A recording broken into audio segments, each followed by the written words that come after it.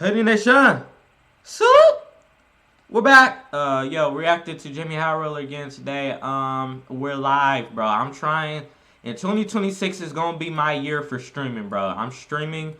I'm gonna be streaming 90% of the time that I upload a video. 90% of the time is gonna be a stream, though, bro. So go ahead and you see my Twitch name right here, bro. Just go ahead and type it in, or click the link in the description and follow it, bro.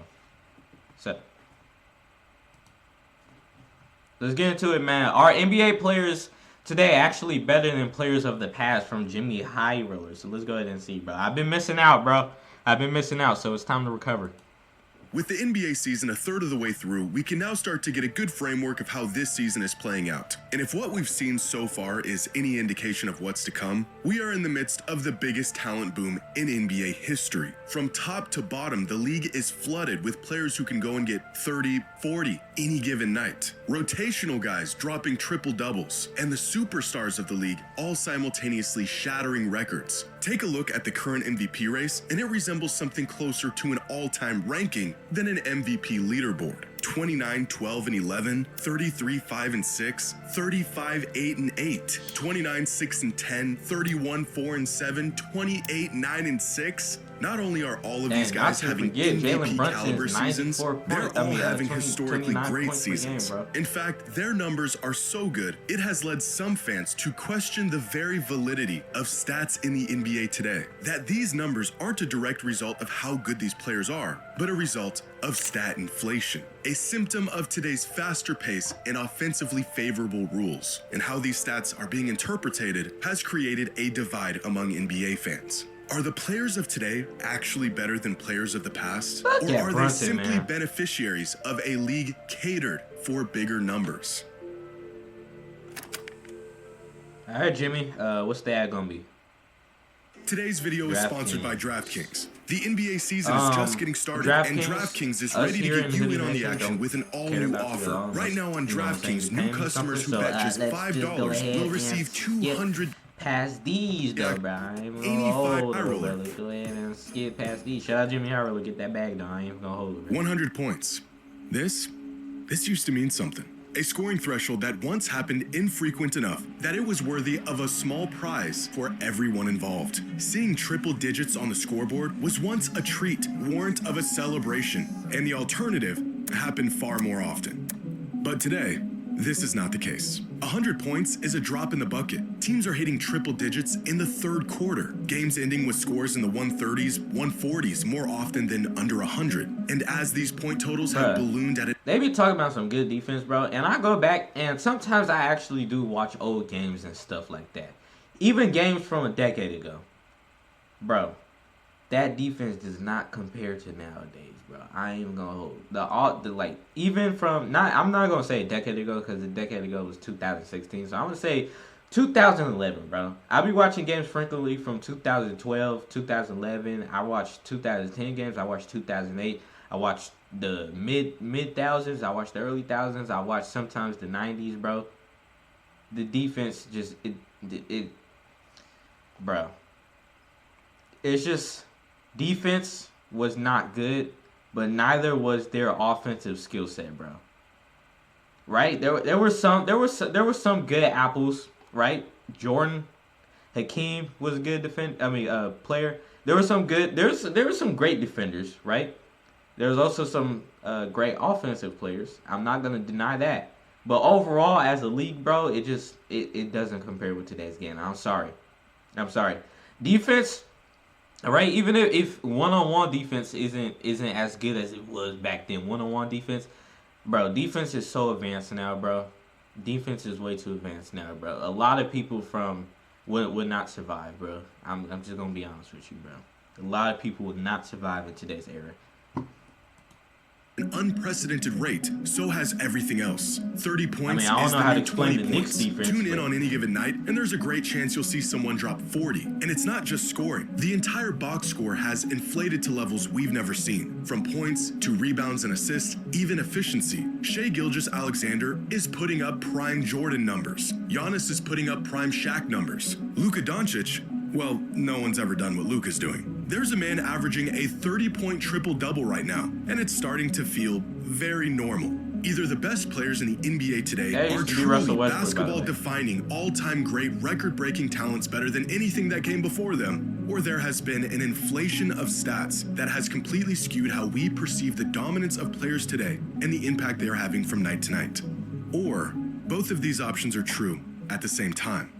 The trend of bigger stat lines didn't begin overnight. It has been slowly inching up for about a decade now. The stat line of 25, 5, and 5 was at one point such a difficult stat line to average that it was achieved just 7 times throughout the entire decade of the 90s. 5 of those 7 seasons were Michael Jordan. Throughout the 2000s, is that averages or just decade now? The stat line of 25, 5, and 5 was at one point such a difficult stat line to average that it was achieved just 7 times throughout the entire... Wait, no, this gotta be points per game, because there's no way, there's absolutely no way this is real, bro. Decade of the 90s. 5 of those 7 seasons were Michael Jordan. Throughout the 2000s, the pool of players to hit this threshold jumped to 18. By the mid-2010s, pace began to increase around the league. Heliocentric offenses began to take over, and the 25, 5, and 5 stat line was no longer a rarity, as 30 individual seasons met this threshold.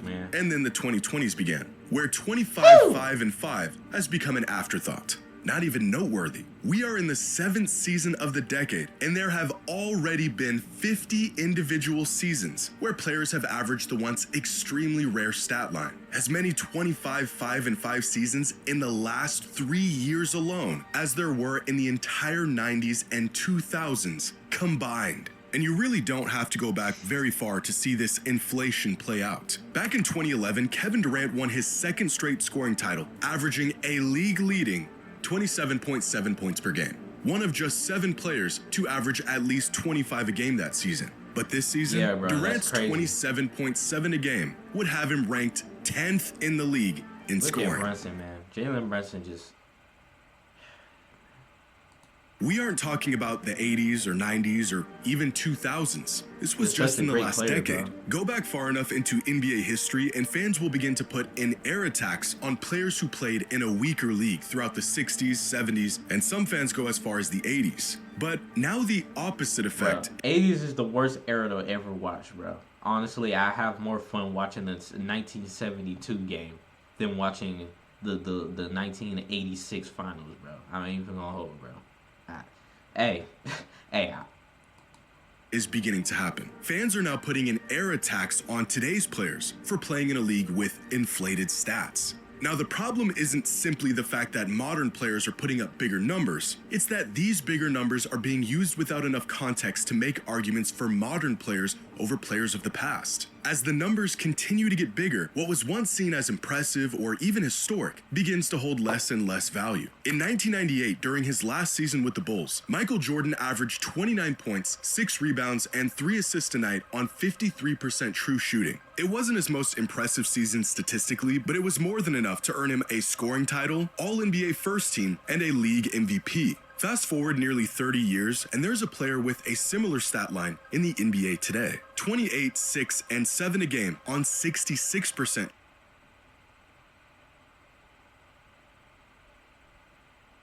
I'm going to assume this is Anthony Edwards. True shooting. Numbers that are arguably better than MVP Jordan. But this isn't Shai Gilgeous-Alexander. It's not Luka or Anthony Edwards. It's Austin Reeves, a second option who is currently putting up a better box score than the best player in the world less than 30 years ago.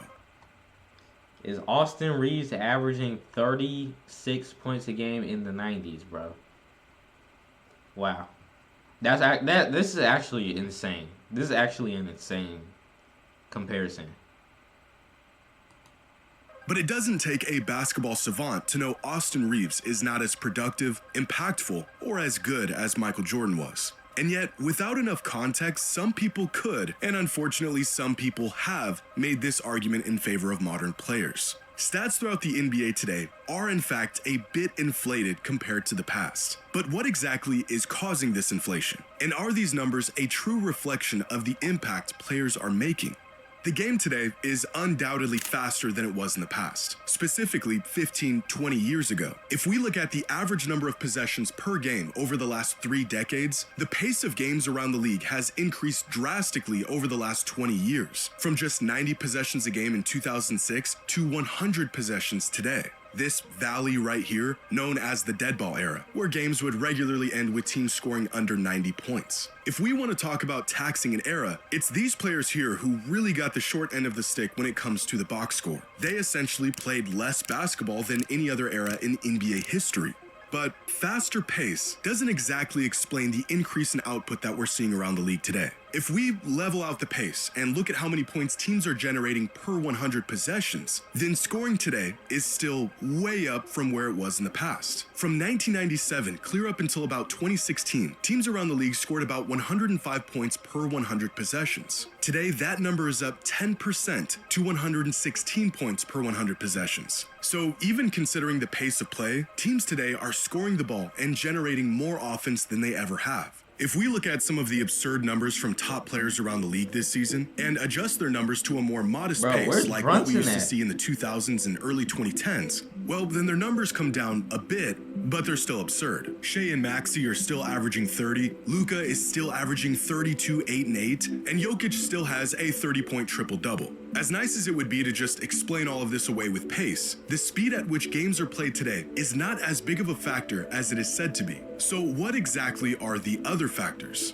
The league has very slowly, very deliberately nudged teams and players in the direction of more offense for the past few decades. Look back through the history of rule changes, and there's a very clear pattern. In the 80s, the NBA added the three-point line. Throughout the 90s, they cracked down on hand checking and implemented new rules to attempt to speed up the game. In the early 2000s, they added defensive 3 seconds, cut the time to cross half court, got rid of hand checking virtually altogether, and implemented freedom of movement rules that essentially outlawed all the bumping and rerouting that used to happen on every possession. At the same time, the league's interpretation of dribbling rules was heavily loosened. Players could now get away with a lot more with the ball in their hands, and the creativity and depth of skill set began to explode. The NBA has always been a fast-paced run-and-gun league, and anytime it began to slow down, the league manufactured ways to speed it back up, even going as far as changing the very landscape of the court to incentivize players to shoot shots they typically wouldn't. Or in cases that we see today, allowing players to get away with movements and exploits that are very explicitly prohibited. Or at least they're supposed to be. In reality, the NBA has always wanted more offense, and so it should be no surprise that players are producing more offense. Another often cited reason for the explosion of production in the NBA today is the prevalence of heliocentric basketball, the concept of an offensive system built around one player. In the NBA today, superstars around the league get more touches than ever, they get to make more decisions than ever, and as a result, their numbers get an inherent boost due to their highly ball-dominant style of play. Put the ball in the hands of your best player, regardless of circumstance or situation. And although this play style is slowly dying out with teams like the Thunder, Celtics, and Spurs bringing back team-oriented ball, the stars of the league are still perceived as beneficiaries of this philosophy. Giannis Antetokounmpo is the definition of a power forward, and yet he regularly brings the ball up the court. He's averaging 6 assists a night, assist numbers that were almost unheard of from a rim-running big man in past eras, and a testament to his elite playmaking ability. But these assists aren't coming off of in-and-out reads or remarkable passing. They are coming directly from him diving downhill, collapsing defenses, and kicking out to open shooters. Compared to players of a similar skill set in the past, Giannis has the benefit of simply having the ball more and having the opportunity to initiate the offense. Nikola Jokic is a center, and yet he has the green light to be the Nuggets' point guard whenever he sees fit. Luka Doncic has so much freedom on offense, the league doesn't even know what position he plays. On any given possession, the play may very well begin and end with him. Ultimately, he gets to decide how and where he's utilized whenever he's on the court. Players today simply have more freedom to indulge in their abilities and capitalize on their skill sets, and this extra freedom has created better opportunities for these stars on offense. If we look at the usage of the top 20 players in the league season by season over the last 30 years, the growth of offensive burden for these stars lines up with the growth in their box score. Usage crept up from the 90s to the 2000s as MJ's departure from the league brought on a new era of hero ball. Usage then plateaued for a bit with the introduction of the super team era, and then immediately jumped again as heliocentric offenses became a common strategy around the league, and it continues to climb to this day. More touches, more shots, more opportunities, bigger numbers. And although this may explain the increase in numbers for the stars, even the players who aren't benefiting from this style of offense, bench guys, role players, their numbers have also climbed to unprecedented levels, which means there's still one factor unaccounted for. And it is the one variable that sets today's players apart from any other era in NBA history: efficiency. Aside from just the pace of play and the change in play style, the biggest reason why scoring and overall output has increased is because efficiency has increased. Across the board, shooting percentage has jumped considerably and I forgot which game it was, bro. But it was one of the most horrendous field goals I've ever seen. And then the old heads are like, no, they just play good defense. Seriously, who's trying to sit there and watch the best scorer of the game shoot 8 for 22 from the field goal? Is that entertaining for you? Is that entertaining for you? Like, seriously? Hey. I forget which game. I think it was including the Celtics. It had a horrible, like, field goal percentage box score, bro. That was a horrendous box score. I'll never in my life. I would rather lick the bathroom floor, a public Taco Bell bathroom floor, than ever watch that game, bro. I promise. Consistently over the last 3 decades, from field goal percentage to true shooting percentage to even the most objective measure of shooting accuracy, free throw percentage. Even when given the same number of scoring opportunities, players today are capitalizing on those opportunities far more often. So not only has the pace of the game increased, at the same time, players and teams have become more accurate shooters and scorers. For many years, the gold standard for efficient volume scoring was 60% true shooting. If you could average 20 a game on this kind of efficiency, you were as lethal as it gets in the NBA. In fact, there have been many seasons where not a single player in the league hit this threshold. That, however, is not the case today, as this season, there are 27 volume scorers who have a true shooting percentage of at least 60%. Part of this is because there are simply more players averaging 20 a game, but the underlying theme persists. Over time, players have gotten extremely good at putting the ball in the hoop, not just in terms of volume, but in accuracy. The real question then becomes, why are players more efficient today than they were in the past? And the answer, again, isn't as simple as it seems. Part of the reason why players today are more efficient at scoring the ball is because they are, in fact, more skilled. Players and teams around the league have taken what works from those that came before them, tweaked the formula, and improved on their methods. As outside shooting has become a larger part of emphasis in the NBA today, modern players have spent more time and effort getting good at that part of the game. Teams also understand and exploit certain advantages more now than they have before. One simple but revolutionary shift teams made was their emphasis on three-pointers. Get good enough at them and you can score more points faster than before with greater efficiency by leveraging the statistical advantage of the three-pointer. This shift didn't just change the points on the board, it changed the very geometry of the game and what skill sets are valuable. Not only are players better at shooting the ball now, but smarter, more complex offenses now set players up for better, more open looks. Thanks to tracking data and advanced metrics, organizations around the league can now pinpoint exactly where the best shots are and how to get those shots more often. If someone had convinced KG to just take one step back on all of his long twos, his numbers would probably have looked a lot better and his efficiency would have naturally increased. Right. As teams got smarter, shot selection got better. Threes and layups have taken over the shot diet of players around the league, and scoring numbers not only went up, but they got significantly more efficient. Pair this better understanding of where the advantages lie with about 10 extra possessions a game, and you've got a recipe for larger scoring numbers both for teams and individual players. As Bill Simmons once said, the math of the game changed to favor the box score. Some would call this evolution. Others may call it optimization. Take what works, double down on it, get rid of what doesn't work.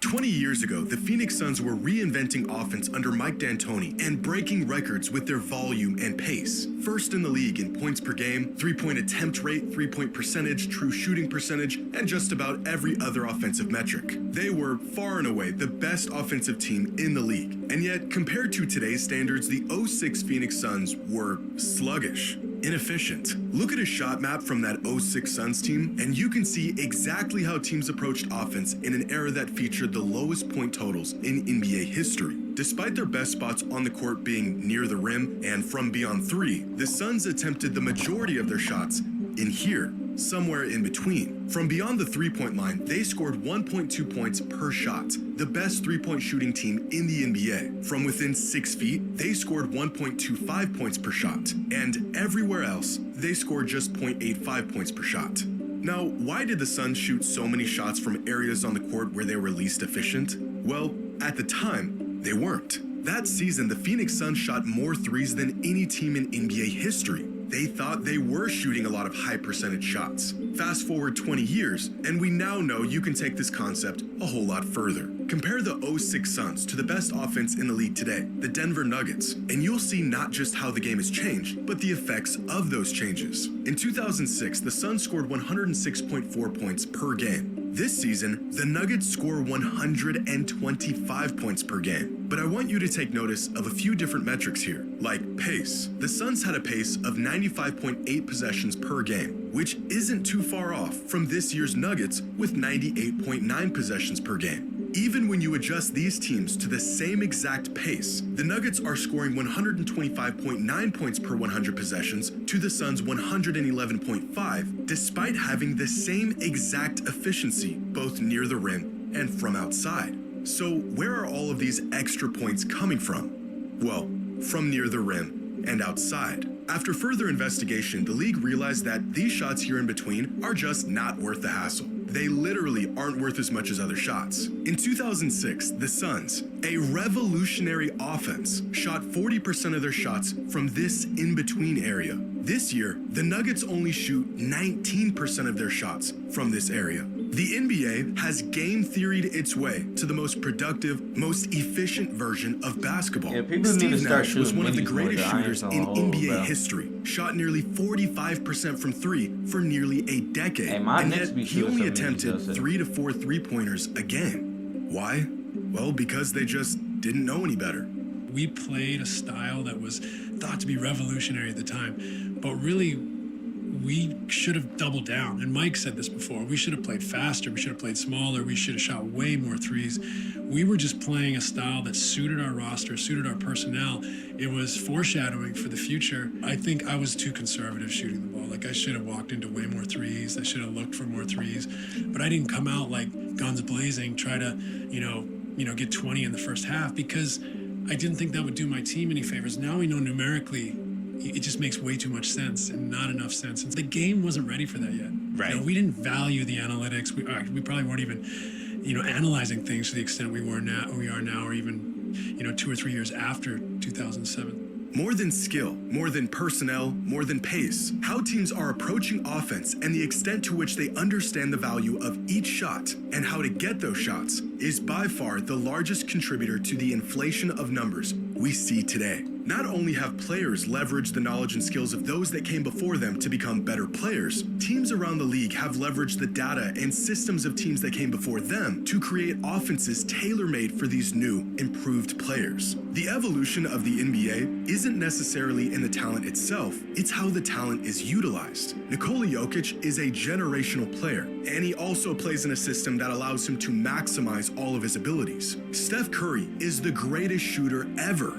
but he also plays in an era that allowed him to reach his potential. Luka Doncic is one of the most versatile offensive engines the game has ever seen, and he also plays in a league that allows him to be a point guard, or a shooting guard, or a small forward on any given possession. Shai Gilgeous-Alexander is putting up prime Michael Jordan numbers. He really is that good. But he also plays in the smartest, most efficient, cerebral era in the NBA's history, primed for the next Michael Jordan. Are the numbers we see in the NBA today a symptom of stat inflation, or have the players simply gotten better? Well, it's both. The math has changed the game, but the players have changed too. Hey, that's exactly what I've been saying. JxmyHighroller broke it down perfectly. Shout out JxmyHighroller. Another great video, bro. Shout out to him, man.